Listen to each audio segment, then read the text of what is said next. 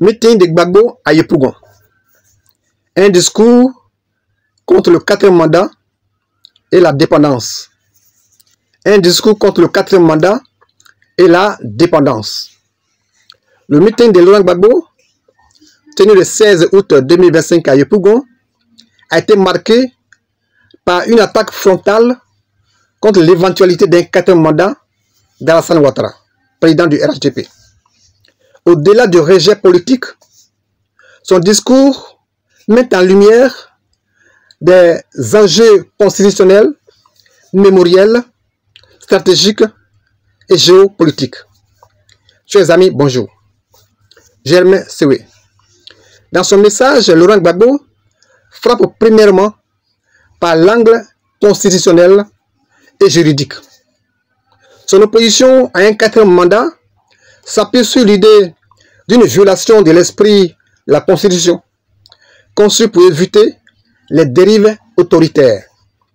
Même si la légalité pourrait être invoquée par le pouvoir, la légitimité politique et morale reste contestée, ce qui renforce la perception d'un coup de force. Chers amis, la deuxième articulation de son message porte sur la souveraineté nationale.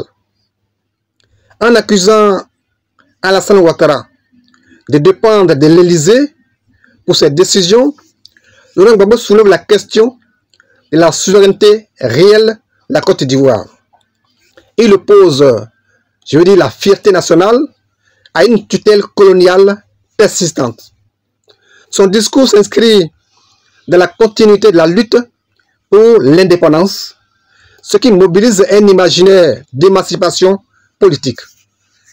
Chers amis, la troisième tonalité du discours du président du PPACI est symbolique et mémorielle. Elle est, symbolique et mémorielle. Il évoque pour la première fois, après son retour de la CPI en Côte d'Ivoire, les bombardements de sa résidence en 2011. Par ce rappel, Laurent Gbagbo réactive un traumatisme collectif et dénonce l'ingérence étrangère. Chers amis, cette référence sert à quoi? Elle sert à légitimer son discours de résistance et à renforcer son image d'homme persécuté mais debout.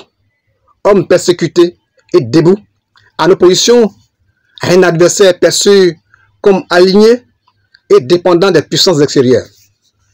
Chers amis, le 4e volet de la communication de l'ancien chef de l'État s'est voulu stratégique et électoral. Stratégique et électoral. Son discours vise à fédérer sa base autour d'un rejet clair du 4e mandat et à créer une ligne de fracture entre nationalisme et néocolonialisme. Par cette rhétorique, Gbagbo se distingue comme l'homme de la souveraineté, cherchant à polariser l'opinion publique et à mobiliser l'électorat. Chers amis, le 5e point de son discours porte sur l'international et la géopolitique. Sur l'international et la géopolitique.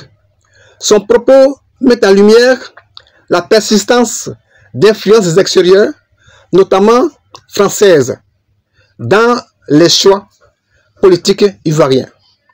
Gbagbo projette ainsi le débat au niveau africain où la question des démocraties sous tutelle demeure centrale. Chers amis, le message indirect aux partenaires étrangers est clair. L'indépendance africaine n'est pas négociable. L'indépendance africaine n'est pas négociable. La 6e articulation de son discours est d'ordre émotionnel et rhétorique. Oui, d'ordre émotionnel et rhétorique.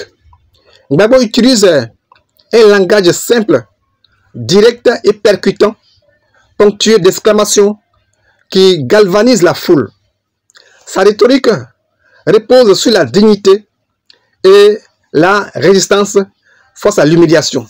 Ce registre émotionnel-là transforme un discours politique en un récit mobilisateur où l'histoire personnelle rejoint la mémoire collective.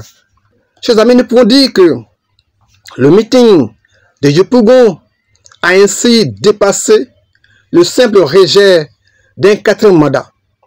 Gbagbo place et replace la question du pouvoir en Côte d'Ivoire dans une perspective plus vaste, celle de la souveraineté nationale, de la mémoire historique et des rapports de force géopolitiques.